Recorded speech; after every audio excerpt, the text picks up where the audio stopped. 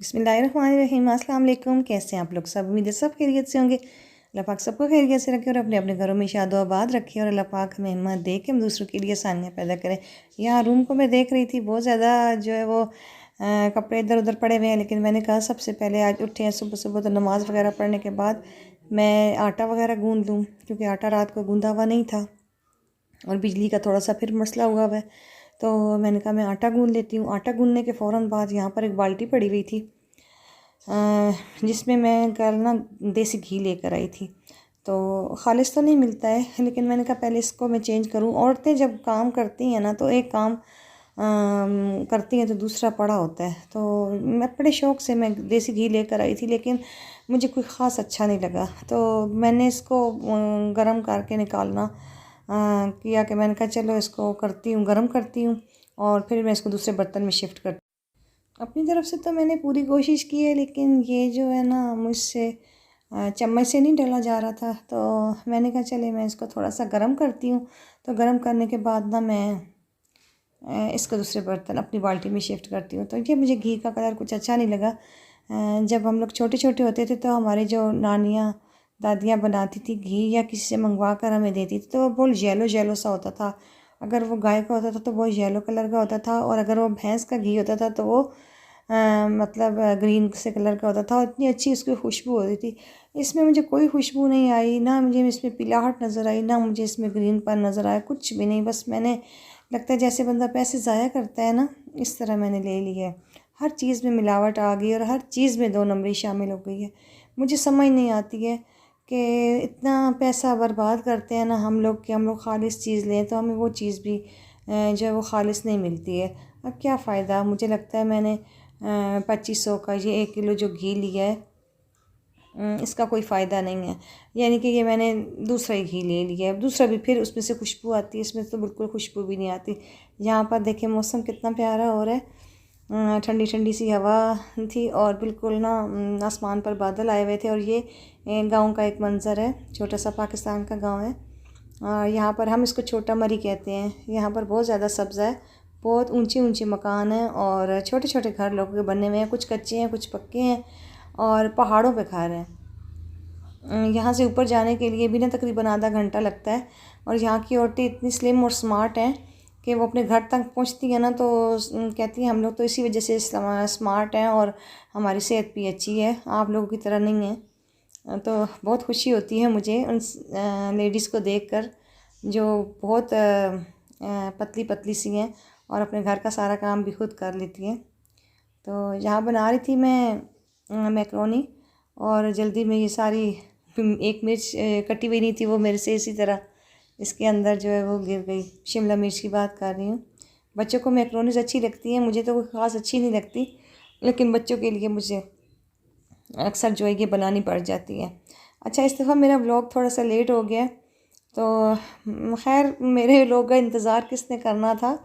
लेकिन ना मुझे इतनी खुशी हुई है कि मेरी 2 जो सब्सक्राइबर हैं वो मुझे बहुत अच्छी भी लगती हैं। उनकी मुझे मैसेजेस आए हैं कि आप अपना व्लॉग क्यों नहीं बनाती हैं, व्लॉग बनाया करें, हम आपका व्लॉग का इंतज़ार करते हैं और हम फुल वॉच करते हैं।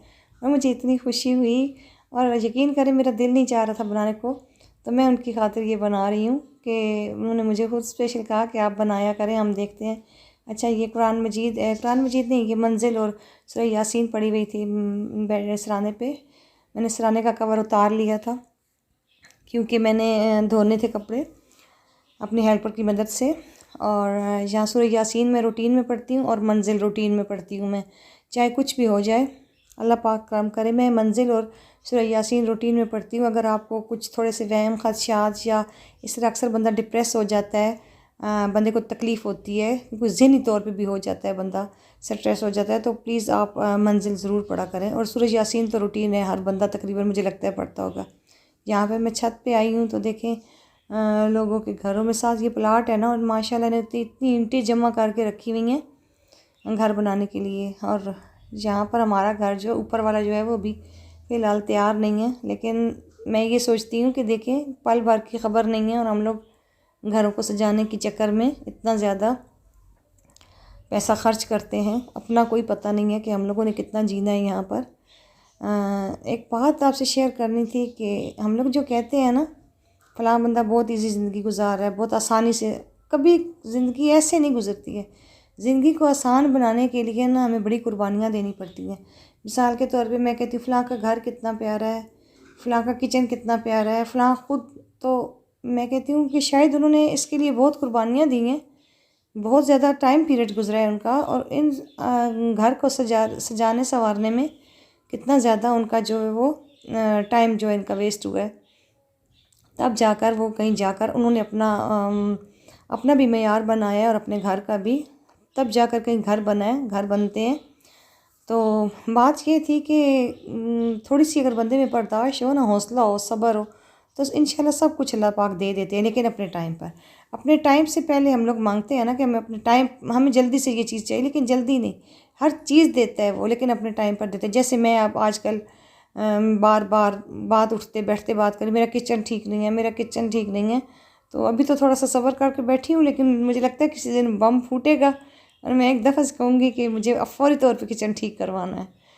तो फिर टेंशन तो बंदे को होती है। मैं इस तरह बहुत ज़्यादा टेंशन लेती हूँ, क्योंकि मेरे किचन का सारी चीज़ें आई हुई हैं, लेकिन मेरा किचन अभी तैयार नहीं हो रहा। जो जो चीज़ें आई हैं मेरा दिल चाहता है वो लगा दूँ, बाकी जो है वो मैं बाद में लगा दूँगी। खिड़की वगैरह जो है वो अभी लगा दूँ, ये जो जितना काम है मैं अभी कर लूँ, लेकिन ऐसा है कि अभी कुछ काम नहीं हो रहा है। तो जब मैं दूसरों के किचन ठीक और साफ़ देखती हूँ तो फिर मुझे भी गुस्सा आता है। लेकिन ज़िंदगी ऐसे नहीं गुजरती, ज़िंदगी को सब्र तहम्मुल से गुजारना पड़ता है, क्योंकि अक्सर ऐसे नुकसान हो जाते हैं ना हम लोगों के, हमारी तेज़ी से, हमारी जल्दबाजी से, हमारी टेंशन से, जो हम लोग बाद में वो उस कमी को वो पूरा नहीं कर सकते। तो कोशिश करनी चाहिए कि बस अपने टाइम पर ही सब कुछ मिले हमें, जो जैसे अल्लाह चाहता है हमें वो दे देता है। हम लोग ज़िद ना करें, ज़्यादा ना खुद टेंशन में आए और ना दूसरे को टेंशन दें, क्योंकि दूसरा भी हमारी तरह इंसान होता है।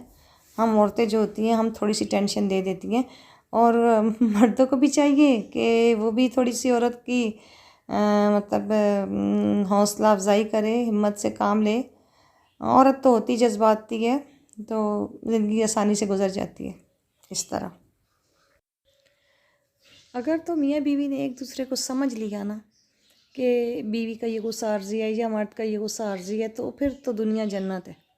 लेकिन अगर वो एक दूसरे की बात को समझ नहीं रहे ना, और एक दूसरे को इंसल्ट की, मतलब ये कि नहीं इसने मेरी बेइज्जती कर दी, उसने ऐसी बात कर दी, फिर तो बंदा, उस घर को कोई नहीं बचा सकता। लेकिन जहाँ पर बीवी थोड़ी सी खामोश हो गई, या खामन ने बात की बीवी खामोश हो गई, बीवी ने बात की खामन खामोश हो गया, तो फिर तो जो है ना वो घर जन्नत बन।